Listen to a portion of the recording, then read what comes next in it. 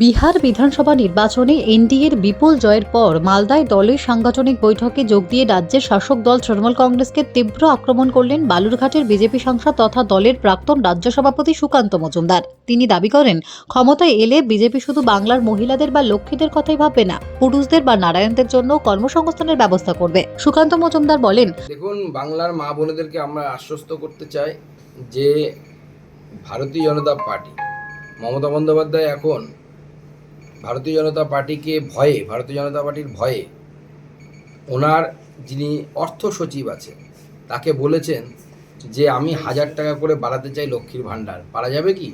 তো আমার কাছে যা খবর, অর্থ সচিব বলেছে যে আমাদের রাজ্যের আর্থিক স্বাস্থ্য তো ভালো নেই, 25-এ প্রায় 8 লাখ কোটি টাকা লোন হয়ে যাবে আমাদের এই রাজ্যে। প্রত্যেকের মাথার উপরে আপনাদের 70,000 টাকা করে লোন আছে, আমার মাথা তো ইনক্লুডিং।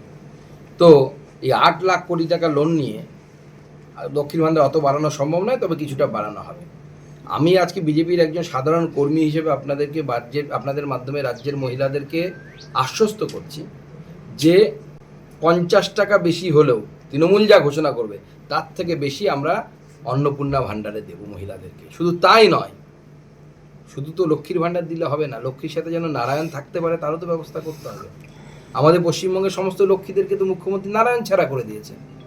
লক্ষ্মী এখানে গ্রামে, নারায়ণ কোথায়? গুজরাটে। লক্ষ্মী এখানে গ্রামে, নারায়ণ কোথায়? উত্তরপ্রদেশের গুরগাঁও। নারায়ণ কোথায়? বেঙ্গালুরুতে। লক্ষ্মীর ভাণ্ডারের নাম দিয়ে মহিলাদেরকে লক্ষ্মী বানানোর চেষ্টা করছেন, ভালো কথা, কিন্তু নারায়ণরা যে মাথায় ইট নিয়ে ব্যাঙ্গালোরে কাজ করতে বাধ্য হচ্ছে, কোথাও গিয়ে ধান রোপণ করতে বাধ্য হচ্ছে। আমরা শুধু লক্ষ্মীর ভাণ্ডার বাড়াবো নয়, লক্ষ্মীর ভাণ্ডার বাড়িয়ে তাকে অন্নপূর্ণা ভাণ্ডারের মতো কিছু করবো। এবং যেভাবে বিহারের জীবিকা দিদি করা হয়েছে, মহিলাদের নিজের পায়ে দাঁড়ানোর ব্যবস্থা করবো, তার পরিবার যেন তাকে ছেড়ে যেতে না হয়, নিজের নামে, মহিলাদের নামে যেন ব্যবসা কর্মসংস্থান গড়ে ওঠে, তার ব্যবস্থা করবো। Bureau report, D Bangla news. সব খবর সবার আগে পেতে আমাদের চ্যানেলটি সাবস্ক্রাইব করুন এবং পাশে থাকা বেল আইকনটিতে ক্লিক করুন, লাইক ও শেয়ার করুন।